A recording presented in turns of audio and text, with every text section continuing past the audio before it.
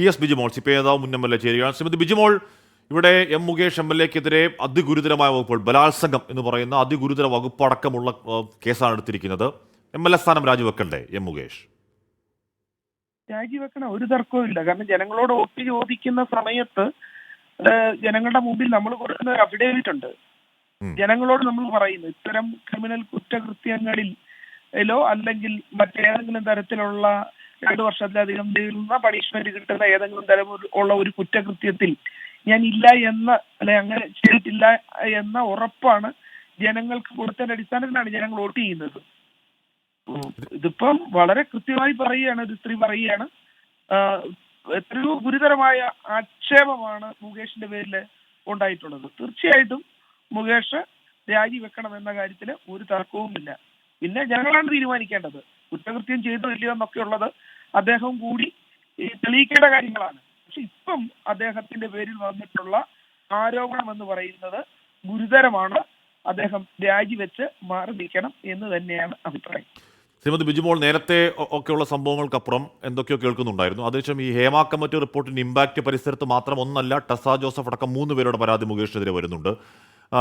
കോൺഗ്രസ് MLAമാർക്കെതിരെ ഇത്തരത്തിൽ സമാന ആരോപണം ഉണ്ടായപ്പോൾ അവർ MLA സ്ഥാനം രാജിവെച്ചില്ലല്ലോ, അതുകൊണ്ട് ഞങ്ങളും രാജിവെക്കില്ല എന്നത് ഒരു സ്ത്രീപക്ഷ രാഷ്ട്രീയം മുന്നോട്ട് വെക്കുന്ന മുന്നണിക്ക് ചേർന്ന നിലപാടാണോ ES ബിജിമോൾ?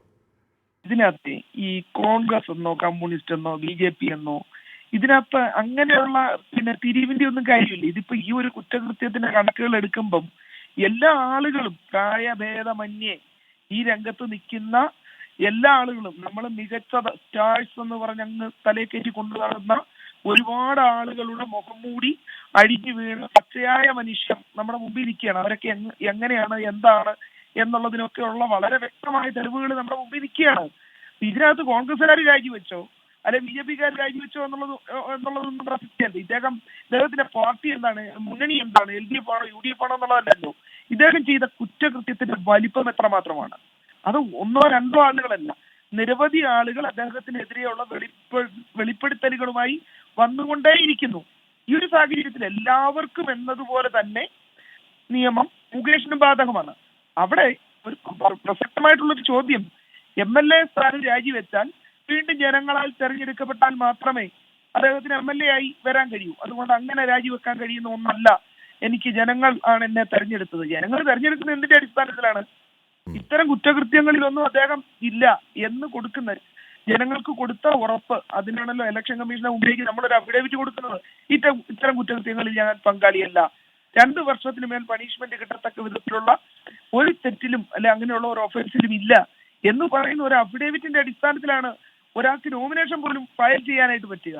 അപ്പൊ അങ്ങനെയുള്ള ഒരാള് ഇത്തരം മാരകമായിട്ടുള്ള ഒരു കുറ്റകൃത്യം ചെയ്തിട്ടുണ്ട് എന്നിരിക്കെ അതിന് ആളുകൾ മൊഴി പറയുന്ന ഒരു സാഹചര്യം, ഇതിൽ അദ്ദേഹത്തിന്റെ പേര് കേസ് രജിസ്റ്റർ ചെയ്തിരിക്കുന്ന ഒരു സാഹചര്യം രാജിയല്ലാതെ മറ്റു മാർഗമില്ല. ES ബിജിമോളല്ല, CPI പാർട്ടി എന്ന നിലയ്ക്ക് തന്നെ പറയുകയാണ്. ഇവിടെ സജിത് AP പറയുകയാണ്, തിയേറ്ററുകളിൽ സിനിമ കാണാൻ ആളുകളുണ്ടോ?